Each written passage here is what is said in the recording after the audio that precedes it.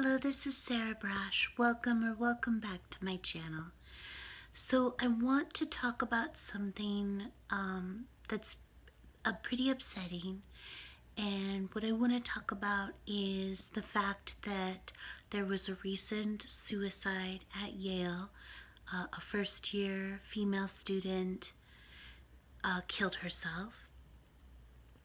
Now, apparently, there's just a lot of accusations and a lot of allegations being tossed around, and so this is just what I've gleaned from everything that I've seen in the news on social media. But what seems to have occurred is that it seemed that she was struggling with her mental health. And then there was someone from her hometown community, apparently in Alaska, I guess, who made some very serious accusations against Yale with respect to the suicide of this young woman.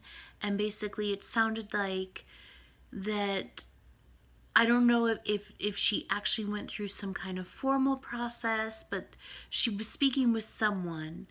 So this young woman who ended up committing suicide, she was struggling with her mental health, and she wasn't apparently getting the care that she needed.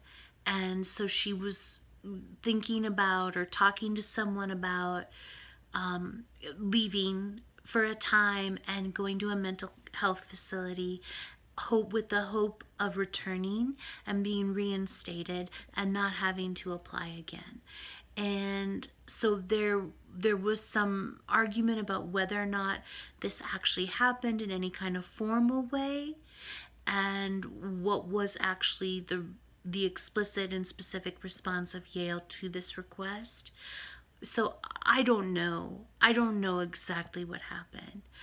But because of these accusations that were made, people got very, very upset. And what ended up happening, and something that really, really upset me in particular, of course, it's horrible that this, brilliant young woman, a wonderful person by all accounts, killed herself, that she felt so hopeless, that she felt like she had no choice but to end her own life. That's horrible. It's horrible no matter what. And my heart goes out to her family and friends and loved ones, and I'm sure they're all devastated. And it's a horrible situation. What I saw also, that was also incredibly upsetting to me, is that I saw so many Yale students in particular exploiting this suicide to once again play victim. So a lot of them were just railing against Yale, railing against, decrying Yale Student Health Center, decrying the mental health services available at Yale, just saying that they're completely and woefully inadequate, and and saying that that it was Yale's fault. This young woman didn't get the care that she needed. Yale didn't respond the way that they should have. Yale doesn't support its students. Yale doesn't protect the mental health and well-being of its students, etc., etc., etc. So, but what really upset me is that I saw specific persons whom I know, Yale students whom I know repeatedly tried to mob me to suicide on Twitter. Or participated in the witch hunt at Yale.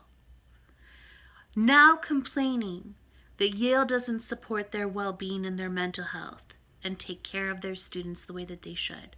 These are persons who, first and foremost, the Living or Not Being Well Black hate crime hoax at Yale was very obviously a campaign to publicly shame me for my mental health disabilities.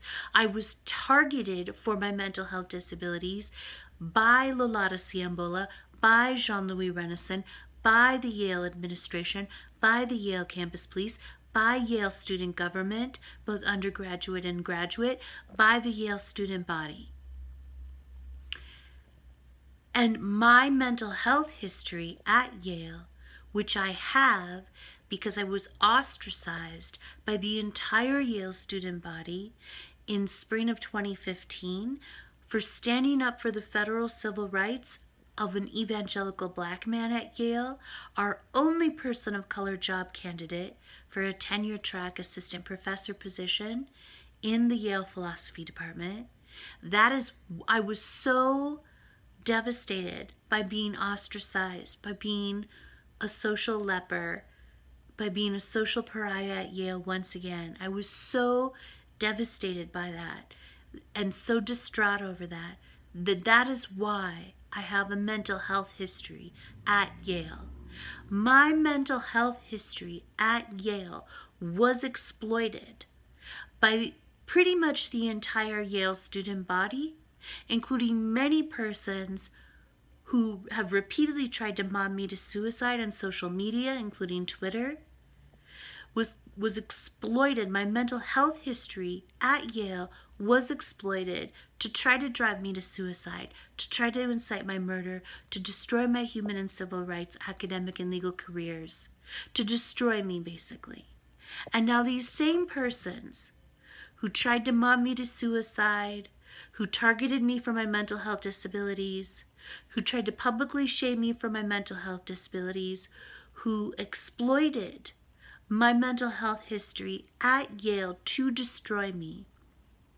Many of these same persons are now exploiting this recent suicide to play victim yet again. Oh, they're the victim. They're so upset at Yale for victimizing them and not taking care of their mental health the way that they should have. These same persons continue to defame me to this day as a dangerous psycho, to try to prevent me from saving my life and career so that they don't have to be held accountable for what they did to me, for participating in the witch hunt against me, for bullying me, for writing op-eds in the Yale Daily News defaming me as a genocidal villain who lynches black students at Yale.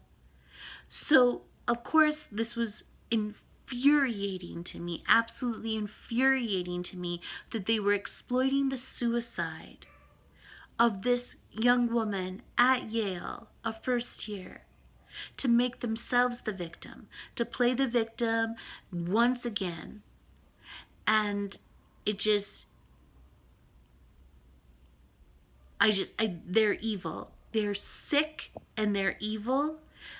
I don't understand this kind of evil. I don't understand how you can be that evil. And I'm starting to get to the point now where I just am ready to write off all of humanity as completely sick and evil and disgusting, and I don't really care anymore whether or not humanity survives, and I'm starting to think that human beings are just too stupid and evil to survive, and I just don't really care if they do anymore. I just really don't care if they do. I mean, you can only watch so much of this crap and have an ounce of faith left that humanity's gonna make it or deserves to make it.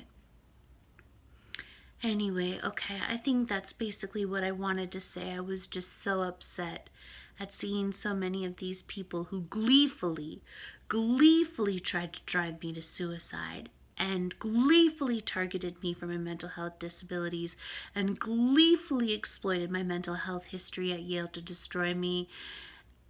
To see these people exploit a recent suicide to try to make it like they're the victims and Yale isn't taking care of their mental health appropriately, it's enough to make a sane person scream. Yes, I feel like I'm living in a hellish nightmare.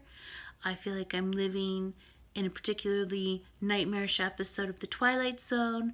I'm being gaslighted by pretty much the entire world. And yes, it is the most surreal experience you can imagine. So, anyway, I think I'll stop there. I love you all so much for your kind words and support.